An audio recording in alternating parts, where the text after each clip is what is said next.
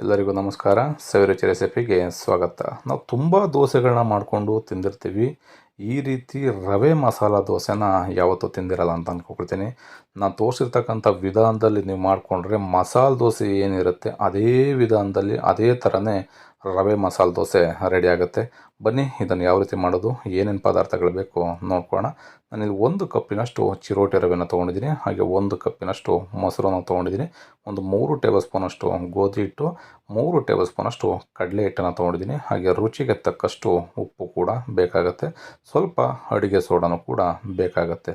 ಒಂದು mixie jar ತೊಗೊಂಡು ಈ ಮಿಕ್ಸಿ ಜಾರ್ಗೆ ನಾವೀಗ ರವೆನ ಸೇರಿಸ್ಕೋಬೇಕಾಗತ್ತೆ. ನಾನಿಲ್ಲಿ ಚಿರೋಟಿ ರವೆನ ತೊಗೊಂಡಿದ್ದೀನಿ. ನೀವು ಆದಷ್ಟು ಈ ರೀತಿ ಸಣ್ಣ ರವೆ ತೊಗೊಂಡ್ರೆ ನಿಮಗೆ ತುಂಬ ಚೆನ್ನಾಗಿ ದೋಸೆ ಬರುತ್ತೆ. ಇದಕ್ಕೇ ಕಡಲೆ ಹಿಟ್ಟು ಹಾಗೆ ಗೋಧಿ ಹಿಟ್ಟನ್ನು ಸೇರಿಸ್ಕೊಂಡು ಇದು ಚೆನ್ನಾಗಿ ನಾವು ಸಾಫ್ಟ್ ಆಗೋ ರೀತಿಯಲ್ಲಿ ಪುಡಿ ಮಾಡ್ಕೋಬೇಕು. ಪೌಡ್ರ್ ನೋಡಿ ಸ್ವಲ್ಪನೂ ಕೂಡ ತರತರಿ ಇರಬಾರ್ದು.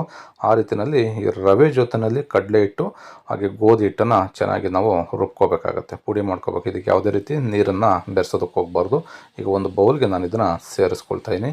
ಈಗ ರುಚಿಗೆ ತಕ್ಕಷ್ಟು ಉಪ್ಪನ್ನು ಕೂಡ ಸೇರಿಸ್ಕೊಳ್ತಾ ಇದ್ದೀನಿ. ಹಾಗೆ 1 ಕಪ್ಪು ಮೊಸರನ್ನು ತೊಗೊಂಡಿದ್ದೆ, ಅದನ್ನು ಕೂಡ ಸೇರಿಸ್ಕೊಂಡು 1 ಕಪ್ಪಿನಷ್ಟು ನೀರನ್ನು ಸೇರಿಸ್ಕೊಂಡು ನಾವು ಚೆನ್ನಾಗಿ ಮಿಕ್ಸ್ ಮಾಡ್ಕೋಬೇಕಾಗುತ್ತೆ. ಈಗ ದೋಸೆ ಹಿಟ್ಟು ಏನಿದೆ ಅದಕ್ಕೇ ನಾವು ಕಲಿಸ್ಕೋಬೇಕಾಗತ್ತೆ.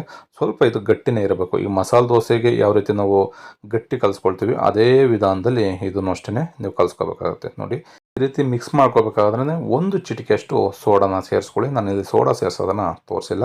ನೋಡಿ ಈ ರೀತಿಯಲ್ಲಿ ಕಲಸಿ ಒಂದು 10 ನಿಮಿಷ ಸಪ್ರೇಟಾಗಿ ಬಿಟ್ಬಿಡ್ಬೇಕಾಗತ್ತೆ. ಅದಾದಮೇಲೆ ಒಂದು ತವಾನ ನಾನು ಕಾಯಲಿಕ್ಕೆ ಇಟ್ಕೊಂಡಿದ್ದೀನಿ. ಈ ರೀತಿ ಸ್ವಲ್ಪ ನೀರನ್ನು ನಾವು ತಾಕಿಸ್ಕೋಬೇಕು. ಏಕೆಂದರೆ ತವ ಚೆನ್ನಾಗಿ ಕಾದ್ಬಿಟ್ಟಿದ್ರೆ ನಿಮಗೆ ತವಾಗೆ ಬಿಟ್ಟ ತಕ್ಷಣ ಅಂಟ್ಕೊಂಡ್ಬಿಡುತ್ತೆ. ಈ ರೀತಿಯಲ್ಲಿ ದೋಸೆ ನೀಟಾಗಿ ಬೆಳಿಲಿಕ್ಕಾಗಲ್ಲ. ಹಾಗಾಗಿ ಸ್ವಲ್ಪ ನೀರನ್ನು ಸೇರಿಸ್ಕೊಂಡು ಚೆನ್ನಾಗಿ ಅದನ್ನು ಒರೆಸಾದ ನಂತರ ಈ ರೀತಿ ದೋಸೆನ ಹಾಕಿ ಪರ್ಫೆಕ್ಟಾಗಿರ್ತಕ್ಕಂಥ ದೋಸೆ ಬರುತ್ತೆ. ಇವಾಗ ಇದಕ್ಕೆ ಸ್ವಲ್ಪ ಬೆಣ್ಣೆನ ನಾನು ಮೇಲ್ಗಡೆ ಹಾಕ್ಕೊಳ್ತಾ ಇದ್ದೀನಿ.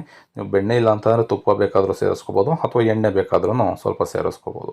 ಈ ರೀತಿ ಸೇರಿಸಿ ಆದ ನಂತರ ನಾನಿಲ್ಲಿ ಮಸಾಲೆ ದೋಸೆಗೆ ಚಟ್ನಿನ ಮಾಡ್ಕೊಂಡಿಲ್ಲ, ಚಟ್ನಿ ಪುಡಿನ ಮಾಡ್ಕೊಂಡಿದ್ದೆ. ಆ ಚಟ್ನಿ ಪುಡಿನ ಈಗ ಇದ್ರ ಮೇಲ್ಗಡೆ ಹಾಕ್ಕೊಳ್ತಾ ಇದ್ದೀನಿ. ಈ ರೀತಿ ಚಟ್ನಿ ಪುಡಿನ ಯಾವ ರೀತಿ ಮಾಡೋದು ಅನ್ನೋದನ್ನು ನನ್ನ ಡಿಸ್ಕ್ರಿಪ್ಷನ್ ಬಾಕ್ಸಲ್ಲಿ ಮತ್ತು ಎಂಡ್ ಸ್ಕ್ರೀನಲ್ಲಿ ಕೂಡ ಕೊಟ್ಟಿರ್ತೀನಿ. ಅಲ್ಲೂ ಕೂಡ ನೀವು ಮಸಾಲೆ ದೋಸೆ ಚಟ್ನಿ ಪುಡಿ ಮಾಡೋದನ್ನು ನೋಡ್ಕೋಬೋದು. ನೋಡಿ ಈಗ ಪರ್ಫೆಕ್ಟಾಗಿ ಚೆನ್ನಾಗಿ ಒಂದು 2ರಿಂದ 3 ನಿಮಿಷಗಳ ಕಾಲ ಚೆನ್ನಾಗಿ ರೋಸ್ಟ್ ಆಗಿದೆ. ನೋಡ್ಬೋದು ಎಷ್ಟು ಕಲರ್ಫುಲ್ ಆಗಿರ್ತಕ್ಕಂಥ ಮಸಾಲ ರವೆ ದೋಸೆ ರೆಡಿ ಆಗಿದೆ ಅಂತ. ಇದೇ ವಿಧಾನದಲ್ಲಿ ನೀವು ಕೂಡ ಒಂದು ಸಲ ಟ್ರೈ ಮಾಡಿ. ನಿಮಗೂ ಅಷ್ಟೇ ಇದೇ ವಿಧಾನದಲ್ಲಿ ಮಸಾಲೆ ದೋಸೆ ರೆಡಿ ಆಗುತ್ತೆ. ಈ ರೆಸಿಪಿ ನಿಮಗೆ ಇಷ್ಟ ಆಯಿತು ಅಂತ ಅಂದ್ಕೊಳ್ತೀನಿ. ಇಷ್ಟ ಆಗಿದರೆ ಆದಷ್ಟು ಜನಕ್ಕೆ ಶೇರ್ ಮಾಡಿ. ಹೊಸದಾಗಿ ನಮ್ಮ ಚಾನಲ್ನ ನೋಡ್ತಾ ಇರ್ತಕ್ಕಂಥವ್ರು ಯಾರಾದರೂ ಸಬ್ಸ್ಕ್ರೈಬ್ ಮಾಡ್ಕೊಂಡಿಲ್ಲ ಅಂದರೆ ಸಬ್ಸ್ಕ್ರೈಬ್ ಮಾಡ್ಕೊಳ್ಳಿ. ನೀವು ಕೂಡ ಮನೇಲಿ ಒಂದು ಸಲ ಟ್ರೈ ಮಾಡಿ, ಹೇಗಿತ್ತು ಅಂತ ಕಮೆಂಟ್ ಮಾಡಿ. Thank you.